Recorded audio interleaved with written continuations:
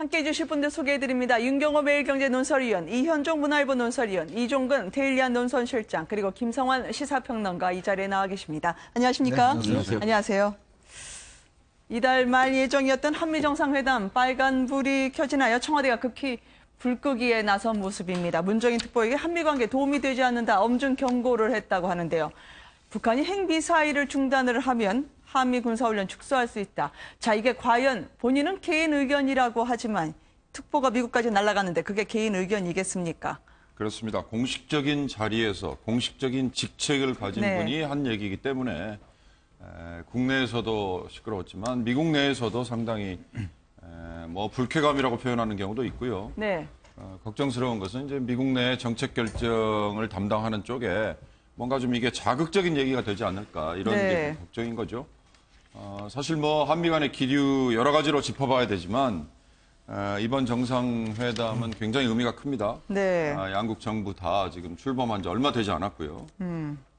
여러 가지 의제들이 산적해 있습니다만 가장 중요한 거는 우리 문재인 대통령과 미국의 트럼프 대통령이 얼마나 친밀감을 쌓고 헤어지느냐. 이거일 것 같아요. 이제 그 이후에 여러 차례 만나야 되고 바로 독일에서 G20 정상회담에서도 만나야 되고 어찌됐든 양국 정상회담, 양자 간의 정상회담이기 때문에 의제를 사전 조율하고 그다음에 거기서 뭔가 또 성과물을 내놓는 것도 중요하지만 처음 만난 정상 간의 이 친밀감을 어느 정도로 돈독하게 과시하느냐. 이게 지금 핵심이 아닐까 저는 그렇게 봅니다. 네. 어차피 트럼프 대통령이 보낸 분들이기도 하지만 남북 간 그리고 북미 간 대화에서 상당히 중요한 키를 줄 수 있는 상원의원들을 잇따라 아마 면담이 좌절된 뒤에요. 특히 사드와 관련해서 한미 정상회담 앞두고 트럼프 대통령이 격노했다는 이야기가 있습니다. 우리는 우리 패를 보여주고요. 이제 기싸움에 한번 들어가 보자고 하는 건가요?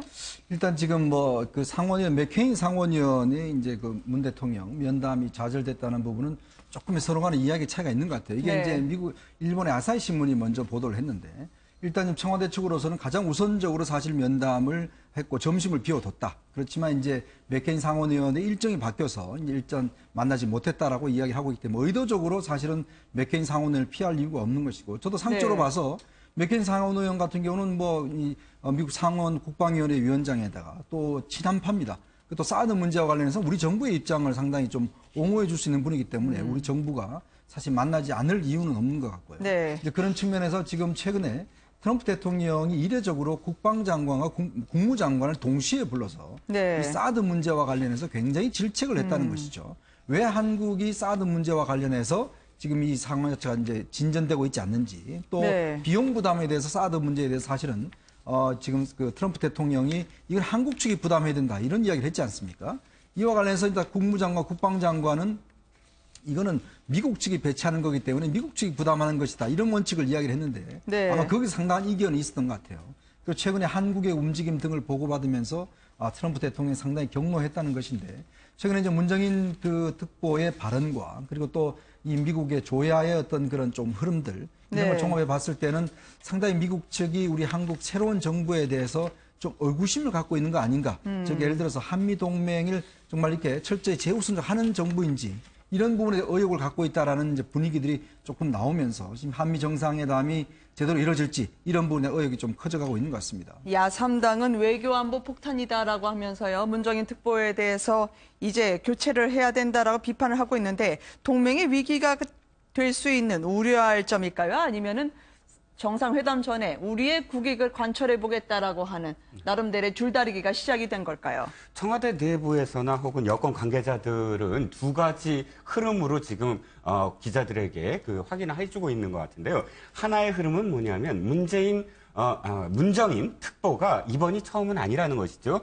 이 정부가 출범한 이후에 5.24 조치 해제와 관련해서 핵 동결 시 5.24 조치를 해제할 수 있다라고 발언해서 그때 당시에도 논란이 커졌습니다. 핵 동결 시라는 건 사실 전 세계가 지금 핵 포기 아니면 이 비가역적 사실 되돌릴 수 없는 문제다라고 제재를 가하고 있는데 우리가 먼저 핵 동결 시라는 표현을 쓰면서 5.24 제재 해제 가능성을 이야기했을 때 이미 그때 논란이 시작이 됐거든요. 그럼에도 불구하고 문정인 문정인 특보가 또다시 이 문제를 야기한 것은 미리 우리의 이 한미 정상회담 이전에 우리의 기류, 우리의 패 하나를 보여주면서 문재인 대통령이 한미 정상회담에서 하나의 어떤 그런 그 기싸움에서 선제를 한 것이다. 이렇게 해석하는 측이 하나 있고 또 하나의 측은 뭐냐면 그것이 아니고 문정인 특보는 원래 문재인 대통령과 그 큰 의미에서 뜻이 전혀 다르진 않지만 그럼에도 불구하고 문재인 대통령이 제어할 수 없을 정도로 사실은 이렇게 통제될 수 없는 발언을 수시로 하고 있다. 그래서 이번 경우도 사실 대통령 측이나 혹은 이 정부에서 통제하지 못했다라는 어떤 해석을 합니다. 그런데 문제는 지금 이 경고의 발언이 너무 늦었다고 저는 생각을 해요. 벌써 지금 이게 보도된 지 한 이틀 정도, 주말 내내 사실은 이 이슈가 커지고 있는데 또 더군다나 미 국무부에서 바로 이거는 문재인 정부의 어떤 의견이 아니길 빈다, 아니다라는 그런 어떤 이 논평까지 나왔는데 굳이 월요일 날 이렇게 경고를 한다? 이건 하나의 어떤 여론의 흐름을 한번 파악을 해본 게 아니냐라는 해석이 뒷받침될 수 있다라는 것이죠. 네.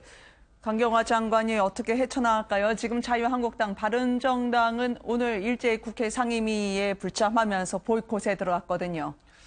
굉장히 좀 어려운 숙제가 지금 안겨졌다 이렇게 봐야 될 것 같은데요. 그러지 않아도 이제 한미 정상회담 때 사드 문제가 본격적으로 테이블에 오르지 않겠느냐 여러 걱정이 좀 있었는데 미리 골문 종기가 터져버린 그런 이제 국면이 됐습니다. 근데 지금 문정인 특보의 발언이 문재인 대통령이 하고 싶은 발언을 속 시원하게 대신해줬는지 아니면 이 타이밍을 잘못 맞춰서 미국 가가지고 본인의 생각을 말한 것이 오히려 더 외교 갈등을 부추긴 것인지 이 두 가지 시각이 좀 엇갈리는 것 같아요.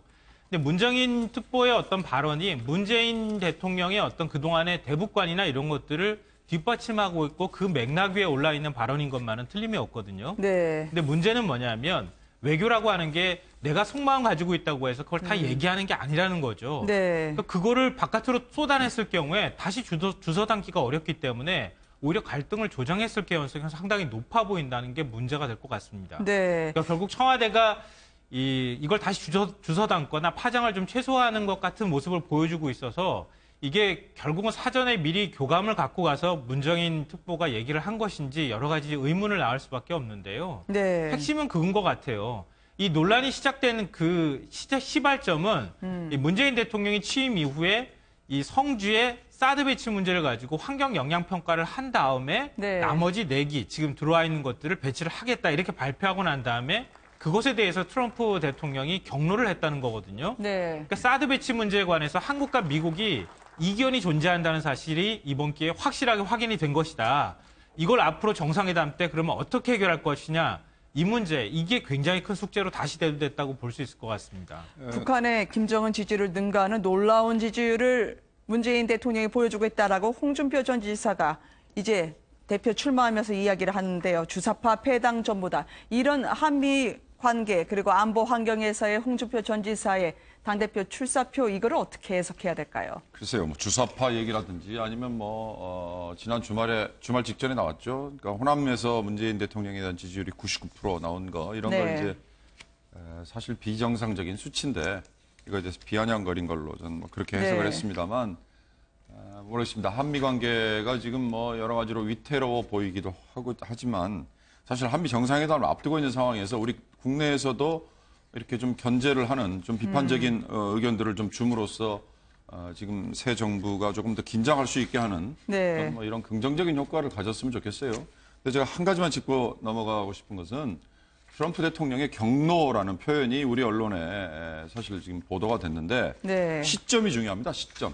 그러니까 지금 예를 들어서 문정인 지금 특보가 가서 미국에서 뭐라고 한 얘기에 대해서 경로를 한 것처럼 마치 시청자들이나 독자들은 그렇게 오해할 수도 있는데 따져보니까 이미 지난 6월 8일 그러니까 사드 배치에 대해서 우리 국내에서 이게 마치 철회되는 거거나 아니면 전 정부의 결정이라고 해서 뒤집는 듯이 가는 기류 이거에 대해서 아마 경로라는 그런 표현이 우리 쪽 그러니까 미국에 있는 우리 쪽 외교 관계자들에게 아마 나와서 이게 보도가 된 것 같아요. 그래서 나왔던 게 정의용 국가안보실장이 바로 다음 날 새 정부가 사드 배치를 완전히 뒤집는 거 아니라고 분명히 못을 박았거든요. 그 점은 제가 좀 짚고 넘어가고 싶어서 말씀드렸습니다. 과연 정상회담이 어떻게 진행이 될지요. 이게 청와대에서 문재인 대통령만 가는 게 아니라 여야 간에 어쨌든 미국에 함께 야당 의원도 데려가겠다고 했는데 잘 될지 모르겠습니다. 홍준표 전 경남지사가 당대표 출마하겠다. 이제 2주가 남았는데요. 그 어느 때보다 그 누구보다 더 강한 발언과 막말로 거칠게 나가겠다 선언을 했습니다. 함께 보시겠습니다. 그 질문이 좀 조잡스럽다. 그렇게 답하지 않겠다. 후보님의 강한 캐릭터 때문에 외연 확장이 좀 되겠느냐 그런 우려도 있고 그거에 대한 그건 외연 확장할 있으면 나와보라고 그래. 외연 확장할 있으면 나와보라고 그래. 그럼 그렇게 이야기하는 그 사람은 왜 여태 외연 확장을 못했을까? 이 당을 망하게 했을까? 입이 100개 있어도 할 말이 없는 사람들이 어딜 감히 부러진 입이라고 함부로 그런 이야기를 하고. 실제 전달해드리는 말보다 이제 물론 X자로 표시되는 부분도 적지 않았습니다. 이게 품격인가요? 사이다인가요? 요 사이에서 사실 홍준표 전 지사가 남다른 면모의 출사표를 던졌습니다. 근데 뭐 다 좋은데 왜 기자들 앞에서 저렇게 심하게 이야기하신지 모르겠어요. 네. 뭐 본인이 지금 뭐 싸움의 천재라 그러면서 사실 이제 그 발언의 수위들을 상당히 이제 높여가고 있는데 네. 사실 이제 저런 효과는 있습니다. 지금 사실 홍준표 전 후보 같은 경우는 대선 후보로서 패배한 후보 아니겠습니까? 네. 근데 그 누구도 지금 패배했다는 패배자의 그런 이미지는 없어요. 이제 오히려 이제는 뭐 그걸 다 잊어버리고 보이는 저런 전략 때문에 이제는 당권 주자로서의 이제 본인의 이미지를 이제 각인시키고 있는 상황인데 어차피 지금 상황에서는 야당 입장에서 보면 사실 이제 좀 싸울 수 있는 좀 네. 대결할 수 있는 여당과 그런 이제 당 대표가 필요하다는 것들을 좀 인식을 이제 각인시키는 것 같아요. 한편으로 보면 또 주변 여건도 지금 홍준표 전 후보로서는 상당히 유리한 국면에 어떤 형성되어 있는 것 같습니다. 지금 네. 보면 인사 문제와 관련해서 이제 안경환 후보자가 낙마를 했고 또 이제 한미 정상회담 관련해서 여러 가지 지금 논란도 나오고 있기 때문에 네. 이제 어떤 면에서 보면 본인 주장이 이제 먹혀 들어가고 있는 뭐 그런 상황이라고 할 수가 있겠죠. 그렇다면 아마 이번 전당대회 지금 뭐 2주밖에 남지는 않았습니다만은 분위기 자체는 어쨌거나 참 막말의 어떤 그 향연장 비슷한 네. 정말 뭐 나올 말들은 다 나오는 뭐 최근에 강동호 서울 시당위원장도 뭐 여러 가지 아주 막말을 했지만 네. 하여튼 우리가 들을 수 있는 모든 것들은 다 들을 수 있는 그런 어떤 전당대가 되지 않을까. 네. 그런 문제들이 사실은 참 어떤 제1야당으로서의 방향성을 설정하는데 과연 올바른가 하는 것은 뭐 논란의 여지가 있더라도 어쨌거나 지금 당의 어떤 자신의 당권 네. 후보를 이미지를 부각시킨 데는 뭐 효과는 보는 것 같습니다.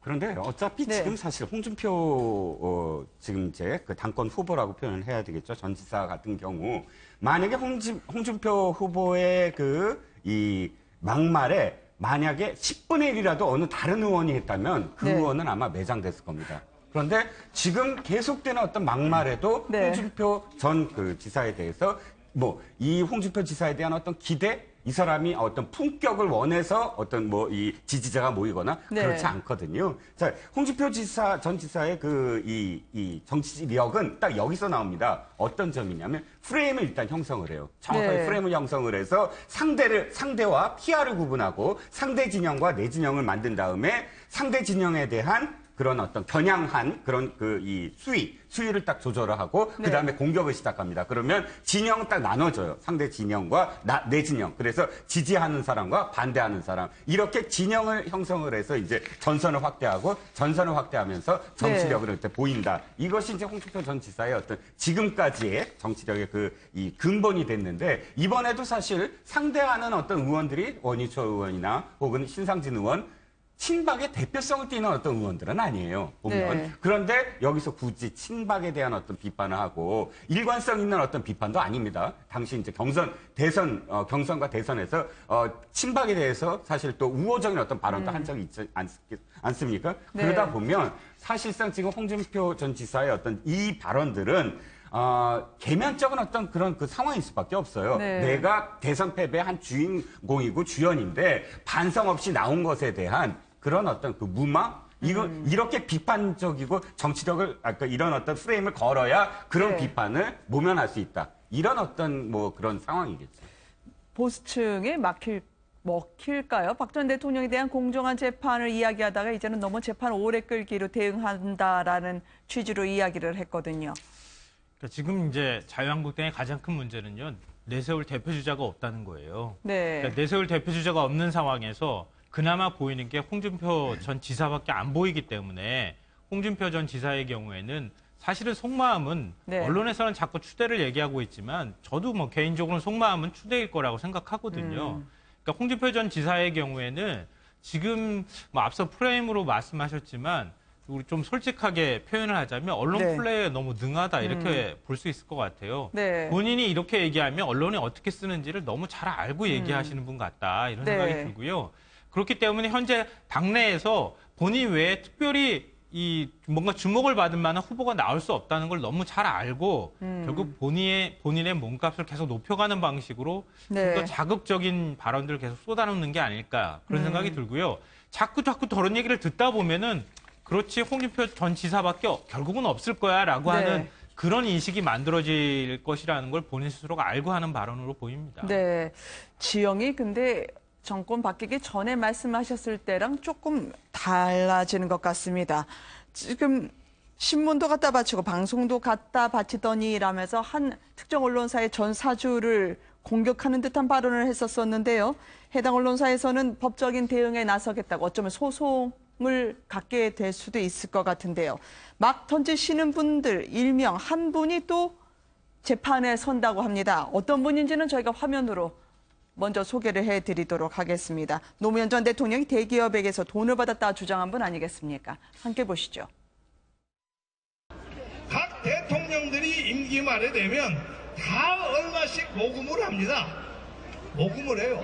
예를 들면 노무현도 삼성으로부터 8천억을 받았어요.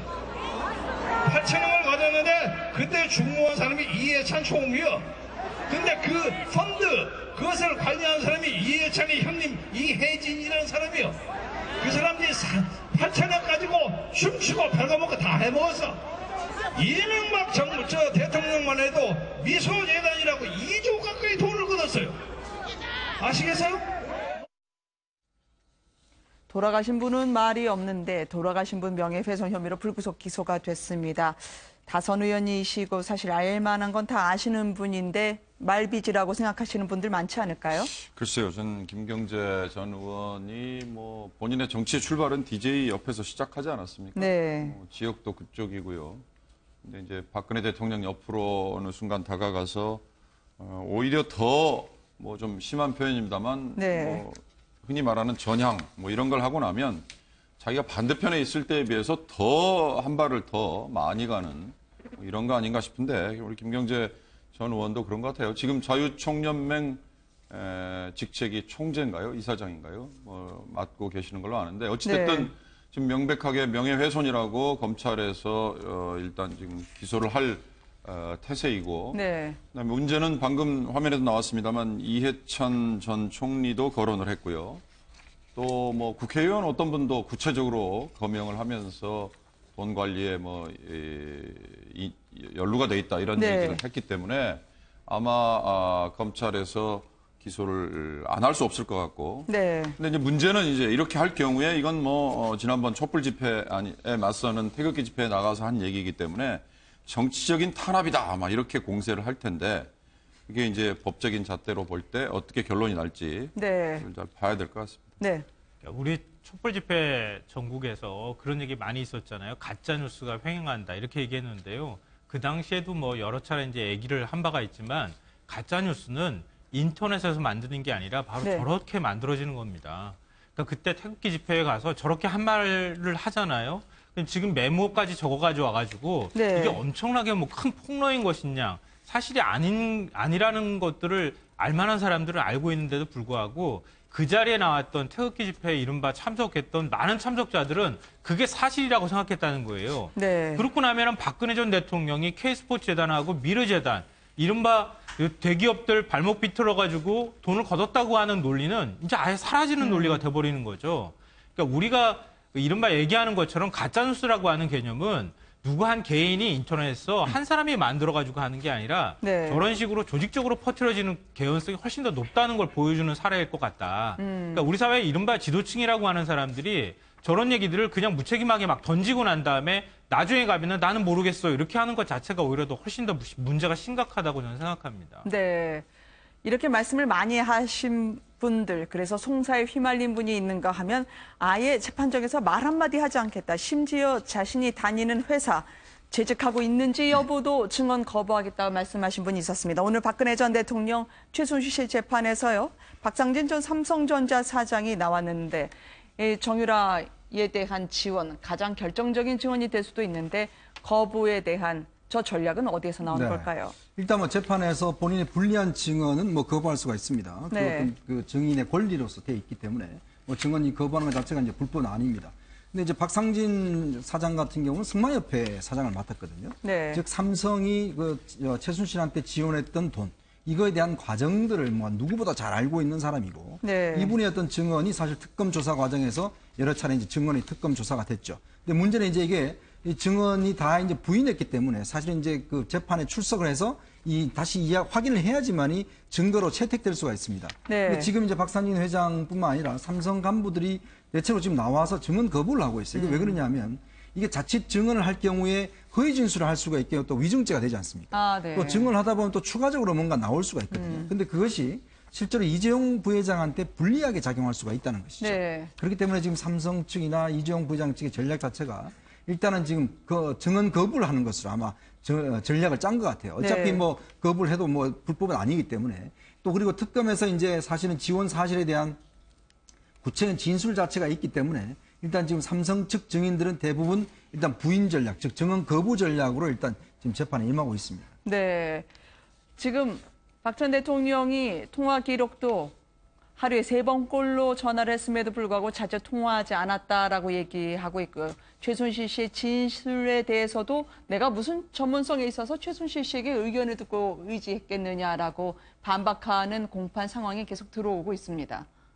지금 그 대목은 사실 네. 특검에서 검찰의 특수본 2기에서 박근혜 대통령과 대면 조사를 할 때 네. 그때 이 검찰이 기록을 지금 제시를 한 거예요. 네. 최순실 씨와의 어떤 그 전화 통화 기록인데 당신이 지금 대통령이 지금 거의 9개월 동안 845차례 다 합치면 네. 거의 845차례고 그걸 평균해서 하루에 3번꼴인데 가만 들여다보면 하루에 뭐 10차례 이상 통화한 날도 있어요. 네. 평균해서 하루에 3차례지. 이렇게 해서 어떤 그런 기록을 제시를 했는데 거기에 대해서 대통령이 나는 기억에 없다라고 지금 이 진술을 한 것이거든요. 네. 그런데 이제 곧 열릴 그 법정에서는 네. 실제로 이제 또다시 검찰이 그것을 이제 이 기록을 제시를 할 겁니다. 그리고 증언들 지금 뭐 박상진 전 사장은 거부를 했지만 또 계속 이어지는 어떤 증인들의 어떤 증언으로 네. 마지막에 이제 피고인 박 대통령이 또다시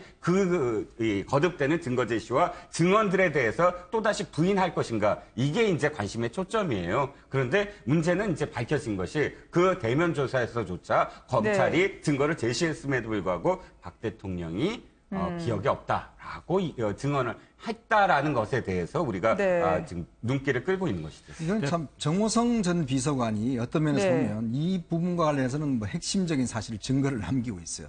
왜냐하면 정호성 전 비서관이 박 전 대통령과 이제 긴밀하게 통화를 하는데 이제 뭐 낮이고 밤이고 계속 전화가 오니까 본인이 네. 기억할 수가 없으니까 이걸 녹음을 다 해뒀어요. 네. 그러다 보니까 이 녹음했던 전화기가 한 9대가 넘게 있습니다. 근데 이게 사실은 검찰 초기 수사 단계에서 다 압수를 해버렸어요. 근데 이게 사실은 이제 정호성 전 비서관이 부인한테 좀 숨기라고 그랬는데 부인이 숨기지 않았거든요. 네. 그래서 압수돼서 사실 이게 지금 증거로 나와 있습니다. 그렇기 때문에 사실 정호성 비서관이 아무리 지금 박 전 대통령 부인하더라도 지금 육성으로서 사실은 이런 내용 자체가 있기 때문에 박 전 대통령 부인하기는 상당히 어려울 것이다 저는 이렇게 봅니다. 네. 근데 박 전 대통령이요. 네. 재임 기간 동안에 박 전 대통령과 통화한 사람이 과연 몇 명 될까요? 그 정치권에 있는 인사들 중에서는 이런 얘기도 있었잖아요. 당시 국회의장이 박 전 대통령하고 통화하고 싶어가지고 번호 남겨놓고 이 박 전 대통령하고 직통전화번호 번호를 받았지만 통화가 안 되더라 이런 걸 호소한 적도 있잖아요. 네. 그 정도로 박 전 대통령하고 통화를 하거나 소통하는 게 힘들었는데 최순실 씨하고 3번 아니면 하루에 10번 넘게 통화를 했는데 어떻게 기억을 못할 수가 있겠습니까? 그러니까 기억을 못했다고 하는 것은 뭐 이 혐의를 벗기 위한 하나인데 그 일종의 변명이다 이렇게 볼 수밖에 없는 상황인 것 같고요. 그러니까 박 전 대통령은 이런 식으로 뻔히 이제 통화 기록이 있는데도 불구하고 기억이 없다 이런 식의 얘기를 해버리면은 나중에 네. 가서 재판부한테도 그렇게 쏙 이런 내용들이 받아들여질 것 같아 보이지는 않아요. 그러니까 박 전 대통령 재판에도 이게 나중에 가서 긍정적이나 유리한 걸로 작용하지 않는데 네. 이런 식의 태도를 취하는 것은 좀 이해하기가 좀 어려운 것 같습니다. 요즘 공판, 특히 박 전 대통령 상대로 한 공판은 재판정에 있는 판사가 지지자들에게 협조당부하는 걸로 늘 시작을 하는 걸로 풍속도로 자리 잡았습니다. 이제는 법정 경위가 저지를 하면은 아예 오늘은 아가씨 인상이 째려보는 것 같이 생겼다면서 경위가 좀 당황했겠어요. 이런 일들이 이제 매일 벌어지니까 말이죠. 그래서 말입니다. 여성 경위와 아마 박 전 대통령의 지지자들 간의 네. 설전인 것 같은데 사실 우리 재판정에서 요즘에는 이제 재판부를 향한 그리고 재판 자체에 대한 어떤 위험을 좀 지켜주라는 차원에서 네. 경위들이 방청석에서 나오는 무슨 고함이라든지 또 특검 때 헌재 탄핵 심판 때 보였듯이 무슨 태극기를 가져와가지고 몸에 휘두르는 거라든지 이런 것들은 적극적으로 만류를 하지 않습니까? 근데 아마 저런 지금 화면에 나옵니다만은 경위에게 아가씨라는 표현을 했다든지 네. 인상을 가지고 시비를 걸었다든지 이런 건 굉장히 상대에 대해서 모욕적이지 않습니까? 네. 아마 또 젊은 여성 경위가 또 참지 않고 그에 대해서 응대를 했나 보던데 글쎄요, 이건 재판장에서는 재판장이 절대적인 권한을 가지고 있기 때문에 네. 과한 행동을 하는 분들에게는 좀 뭐라 그럴까 상징적으로 일벌백계를 해서 저런 게 좀 되풀이되지 않도록 할 필요도 있어 보입니다. 알겠습니다. 지금 박근혜 전 대통령 이야기를 하고 있었는데요. 국정농단의 마지막 폭탄이 될 수도 있다라는 의혹이 쏟아졌던 사건이 있었습니다. 바로 지금으로부터 6년 전이었는데요. 당시에 유력 대선 주자였던 박근혜 전 대통령의 오촌이 살해당한 거였는데요. 또 피의자의 경우에는 자살했다고 바로 일단락이 됐습니다. 그런데 서로 사이도 좋았고요. 그리고 직전에 술도 같이 먹었고요. 피의자, 자살했다는 사람은 숨지기 직전에 설사약을 먹었다는 석연치 않은 정황까지 누군가 증언을 하고 있습니다. 왜 이제 다시 초점에 올라가게 될까요? 바로 이 수사 기록 공개하라는 판결이 나왔습니다. 취재 기자들의 증언들 먼저 들어보시겠습니다. 유경재단을 놓고 박근혜, 박근영, 박지만 삼형제 간에 오랜 분쟁이 있어 왔어요. 거기까지는 아시죠? 근데 이 분쟁 와중에 박근혜 대통령 편에서 박근혜 대통령의 오촌인 박용철 씨예요. 이분이 이렇게 사망한 사건입니다. 근데 이분을 살해했다고 하는 사람이 누구냐면 이분의 사촌인 박용수 씨인데 경찰이 이렇게 발표합니다. 경찰은 목을 맨 박 씨에게서 흉기가 발견된 점과 CCTV 등을 미뤄볼 때 자살로 추정되는 박 씨가 피살된 박 씨를 흉기로 찔러 살해한 뒤 스스로 목숨을 끊은 것으로 보고 수사를 벌이고 있다. 칼, 망치, 모든 그런 도구에서 박용수 씨의 지문은 하나도 발견되지 않았습니다. DNA도 마찬가지입니다. 시반이라고 해서 그러니까 목을 맨 사람한테는 피가 아래쪽으로 쏠리게 돼 있었습니다. 근데 박용수 씨는 시반이 등에 형성됐습니다. 그러니까 즉 목을 맨 박용수 씨가 상당 기간 죽은 뒤 누워 있다가 목을 맸다는 이런 의학적인 가설도 가능합니다. 친척들은 둘 사이에 굉장히 절친하다고 했었어요. 박용수 씨와 박용철 씨가 술을 먹었다고 하는 일자 술자리 장소 스텝바는 없는 술집이었습니다. 존재하지 않았습니다. 당시에 청부살인 사건의 증인을 서야 되는데 딱 3주 전에 일어난 사건이었습니다. 혹시나 유경재단의 암투와 관련 있는 것이 아니냐라는 의혹이 일었었는데요. 숨진 분은 박정희 전 대통령 둘째 형의 손자 되는 분 아니었겠습니까? 그렇죠. 지금 이제 오촌 살인 사건이 2011년도 9월 6일 날 발생했습니다. 네. 그 서울 수유동 북한산에서 이제 발견이 됐는데 이 박용철 씨라는 분이 이제 그 살해돼 숨졌고 박용수라는 분이 이제 피의자로서 이제 이분도 자살을 했습니다. 네. 근데 이 그 두 사람이 보면 박용철 씨 같은 경우는 특히 이제 박지만 그 회장과 이제 측근이면서 특히 유경재단 사건이 있을 때 거기에 네. 상당히 폭력에 이제 개입했던 이제 그런 분이고 또 두 분 같은 경우는 이제 사촌지간이면서 사업도 같이 하고 상당히 긴밀했던 사이로 알려지고 있어요. 네. 근데 지금 이제 이 사건이 일단 이제 끝났는데 이렇게 해서 박용철 씨의 아들이 이 사건 기록을 공개를 요청했습니다. 근데 검찰이 네. 이제 거부를 했어요. 왜 그러냐면 이 사건 기록 안에 되면 여러 가지 관련자들의 어떤 인적 사항이 나와 있지 않겠습니까? 네. 근데 법원에서는 이걸 이제 공개하라고 이제 판결한 겁니다. 그래서 다시 이 사건이 이제 문제가 된 것인데 네. 경찰은 다시 이제 당시의 사건에서 전혀 의혹이 없다 이렇게 네. 발표를 했지만 그러나 여러 가지 정황상 과연 이 두 사람의 싸울 이유, 그 다음에 네. 이 박용수 씨, 즉 살해하는 사람 같은 경우는 이제 몸무게가 한 70kg 정도 되는데 살해당한 사람은 몸무게가 100kg가 넘는 분이거든요. 네. 근데 그렇게 죽을 만큼 그런 어떤 좀 허술한 사람이 아니었다. 네. 예전에 또 좀 운동도 좀 했고 무술도 좀 할 수 있고 이런 거기 때문에 그래서 어떤 살해당한 사람과 살해한 또 이 살해한 사람이 나중에 또 이제 목을 매 자살을 했어요. 네. 특별히 이렇게 살해할 이유가 없다라는 것이 이제 이 사건에 가지고 있는 여러 가지 의혹을 이야기해주고 있는 것입니다. 네. 특히 살해했다는 역시 친척인데요. 그분은 자살했다고는 하는데 이 몸에 상처가 많이 발견이 됐고요. 그렇죠. 보통 유서를 쓰면 미안하다 혹은 누군가를 원망하는 게 주 내용이 되는데 저를 절대 땅에 묻지 마세요라는 유서는 많이들 안 쓰지 않습니까? 네, 그렇습니다. 지금 화면에 나가고 있죠.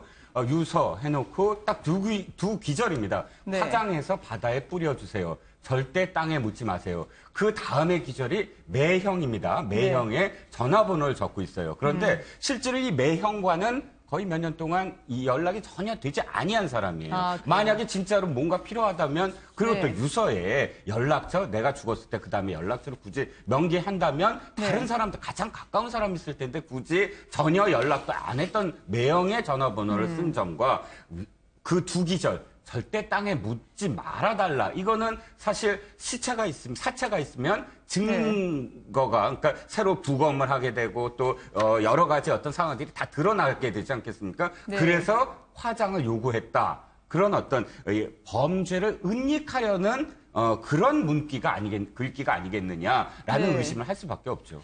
오촌 조카 살인 사건의 핵심은요. 두 네. 사람 말고 제3의 인물이 누군가가 있는 것 아니냐. 이게 이제 핵심인 거예요. 네. 그러니까 두 사람을 누군가 살해하고 난 다음에 두 사람이 싸워가지고 한쪽 사람을 누군가 죽이고 그리고 나머지 지금 이제 박용철 씨를 이른바 얘기하자면 먼저 박용수 씨가 살해하고 등산로를 굳이 찾아 올라가서 본인이 이제 목을 매 스스로 이제 목숨을 끊었다. 네. 이렇게 이제 사건 내용은 돼 있는데 그게 아니고 여러 가지 이 정황이나 증거들을 볼 때 제3의 인물이 두 사람을 아예 살해하고 난 다음에 이 껄끄러운 누군가에 의해서 네. 살해하고 그리고 사건을 누군가 살해하고 그냥 덮어버린 것이다. 이제 이게 본인이 이제 살해했다고 하는데도 저 흉기에서는 지문이 발견되지 네, 않았네요. 그러니까 그게 의혹인데 뭐 여기 지금 이제 화면에도 계속 나오는 것처럼 아니 그 서로 싸우거나 살해를 할 목적에 있었던 사람들인데 네. 한쪽 사람의 어떤 흉기에서 지문도 나오지 않았다는 거고 두 사람 다 수면 유도제 졸피뎀이라고 하는 것들을 복용한 것으로 나타났거든요.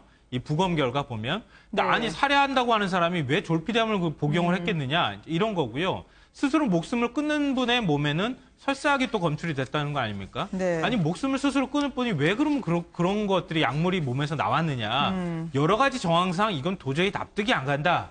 그럼 제3의 인물이 누군가 네. 그 제3의 인물 때문에 지금 이 문제가 끊임없이 나오는 거거든요. 네. 그러니까 제3의 인물이 끊임없이 거론되는 이유가 박근혜 전 대통령 주변에 있던 인물들은 다 이런 식으로 비운의 목숨을 끊는 그리고 또 살해를 당하는 이런 일들이 줄줄이 벌어졌다. 그럼 박 전 대통령과 뭔가 관계가 있는 것 아니냐. 이런 게 의혹이 있고 그럼 박 전 대통령이 직접 그런 일들을 벌이지 않았다면 그러면 그 사이에 최순실 일가가 누가 껴있는 거 아닌가.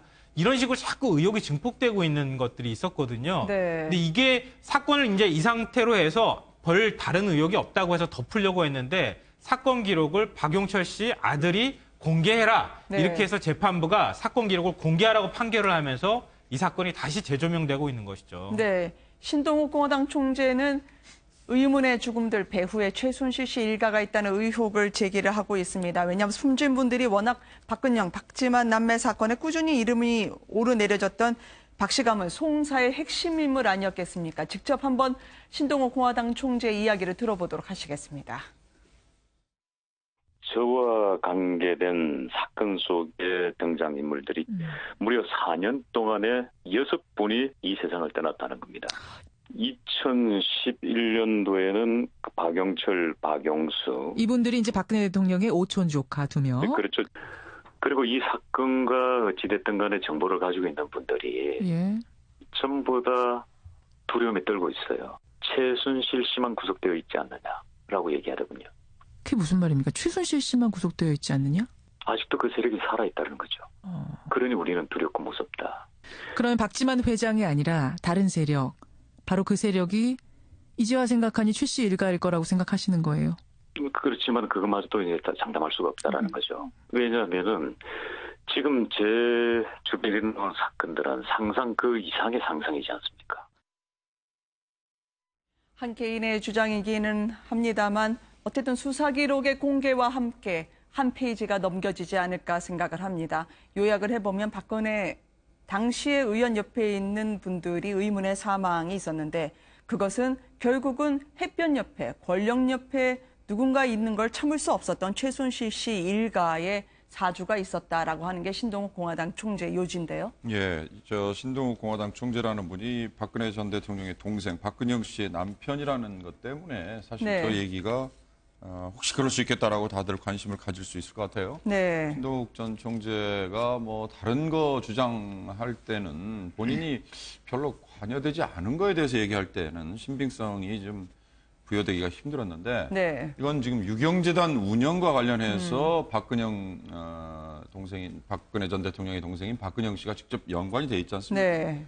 그다음에 지금 살해된 박용철 씨, 박영수 씨 이런 분들도 유경재단 운영과 관련해서 직간접적으로 연결이 돼 있다고 하니까 그런 점이고 신동욱 전 총재라는 분이 한 얘기 중에 저는 뭐 지난번에 덴마크에서 정유라를 변호했던 그 현지인 변호사가 죽었을 때도 뭐 비슷한 뉘앙스로 얘기를 했잖아요.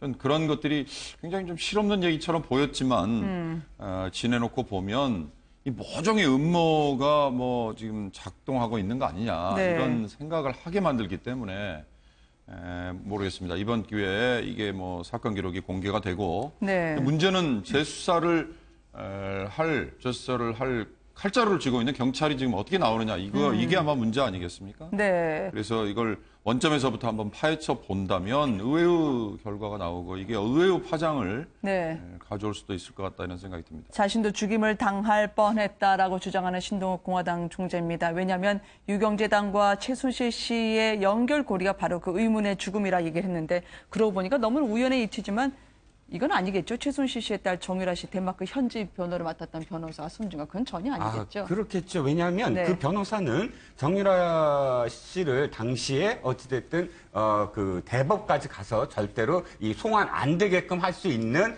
유력한 변호사였어요. 덴마크 내에서도 굉장히 유력한 어떤 로펌의 변호사였기 때문에 결국 너무 확대를 시킨 게 아니냐. 신동 씨의 어떤 지금 발언이 사실 딱 한 가지 점에서는 뭐 굉장히 어떤 또 연관이 없지는 않습니다. 왜냐하면 자신이 칭타오에 갔을 때 박용철 씨와 함께 가고 근데 그 당시에 이제 그 공안한테 달려가서 내가 지금 살해 위협을 하고 있다라고 이야기하고 돌아와서 내가 중국에 가서 사실은 박근혜 씨와 그다음에 박지만 씨가 나를 박용철 씨를 시켜갖고 청부살인을 하려 했다라는 이 이야기를 하면서 명예훼손으로 고소당해서 대법원까지 가갖고 실형을 받지 않았습니까? 그런데 박용철이라는 사람이 사실은 그 대목에서 증언을 바꾸려고 했어요. 그건 사실이거든요. 그리고 박지만 씨가 자신을 보냈다라고 증언을 하려고 했었어요. 그거는 뭐 지인들의 증언도 있었고 그런데 그 와중에 박용철 씨가 이렇게 지금 의문의 죽음을 당하니까 결국은 신동욱 씨의 그 발언은 맞는 게 아니냐라는 게 돼서부터 지금 출발이 돼서 여기까지 온 건 맞습니다. 몇몇 사람들은 사실 의문의 죽음이라고 할 수 있는 사람도 있어요. 예를 들어서 박용철 씨의 경원이었던 황모 씨. 컵라면을 먹다가 체해서 죽었다. 이렇게 사인이 되고 있거든요. 그건 역시 사실은 경찰이 그냥 덮어버렸어요. 분명히 의문이 어떤 죽음인데도 불구하고 이런 몇몇 의혹이 지금 아직도 있는 건 사실입니다. 아무래도 박지만 회장이 시키려 했다라는 건 또 지인들의 전언에 따르면 그렇게 전해진 거 아니겠습니까? 맨발로 지갑만 챙기고 속옷 차림으로 뛰어내려서 마약으로 엮으려는 조직폭력배들 그리고 판단을 하면서 생사를 가르는 길목에서 탈출했다는 신동욱 총재. 누가 그렇게 쫓고 있었을까요? 글쎄요. 이게 인터뷰할 때 저는 생방송으로 저 내용을 들으면서도 저도 놀랬거든요. 저게 네. 만약에 사실이라 그러면은 진짜 영화 속에서 나올 법한 얘기인데 저게 실제로 저런 일이 있었을까 하는 의문이 들었는데요. 그러니까 이게 지금 이번 사건이 다시 재조명되는 게 네. 그러니까 박용철 씨하고 박용수 씨가 사건 당일 서로 계속 통화를 한 내용을 그동안에는 검찰에서는 이거는 오히려 비밀에 해당이 되니까 공개를 못한다 이렇게 왔다가 이번 행정법원에서 아니다 그런 거하고 사건하고 별 상관이 없으니까 공개를 하라 이렇게 판결을 네. 했다는 거예요. 그동안에 방송에서도 굉장히 이 관련돼 있는 사건에 대해서 의혹 제기를 많이 했거든요. 뭔가 좀 이상한 점이 굉장히 많다고 했는데 결국 경찰은 재수하지 않겠다고 해서 그냥 사건이 끝나버린 건데 이번에 이 통화 기록이 다 공개가 되면 그러면 이 통화한 사람들을 통해서 당일날 행적이 여러 네. 의문점이 다시 제기가 되면 과연 경찰이 재수에 나설 수 있을까? 이게 이제 핵심이 될 것 같아요. 네. 당시 내 차례인가라고 얘기했던 신동욱 공화당 총재였습니다. 최순실 씨에 대해서 본인이 결국 배후라고 지목을 한 셈이었는데요. 지난해만 하더라도 상당히 영향력이 있던 최순실 씨가 아니었을까. 이런 주장을 뒷받침하는 바로 총영사관, 베트남에서의 최순실 씨의 조카 유치원 창업 이야기가 들립니다. 총영사가 직접 유치원 창업과 관련해서 지원을 해달라 요청했다는 게 이 드문 일 아닌가요? 그렇죠. 지금 이제 최순실 씨가 사실은 인사와 관련해서 외교관 인사도 개입했다는 게 이미 이제 일전한 미얀마 네. 대사 같은 게 이미 드러났었고요. 또 베트남도 마찬가지입니다. 특히 베트남 같은 경우는 이제 장시호 씨 오빠인 장순호 씨가 사실 네. 여기에 이제 유치원 사업을 하려고 말 진출을 했고 거기에 뭐 또 K밸리라는 거에서 이제 네. 그걸 만들려고 제시를 했어요. 이제 그러다 보니까 결국은 이 사업 자체를 그때 박모 호치민 총영사를 최순실에서 임명이 했다. 그리고 이 사람이서 직접 이제 사업을 돌봐줬다. 이런 의혹들이 이제 지난 네. 특검 조사 과정에서도 이미 밝혀진 사실이 밝혀진 바 있습니다. 네. 지금까지 공판 소식과 의문의 살인 사건까지 짚어봤습니다. 함께해 주신 여러분 고맙습니다. 감사합니다.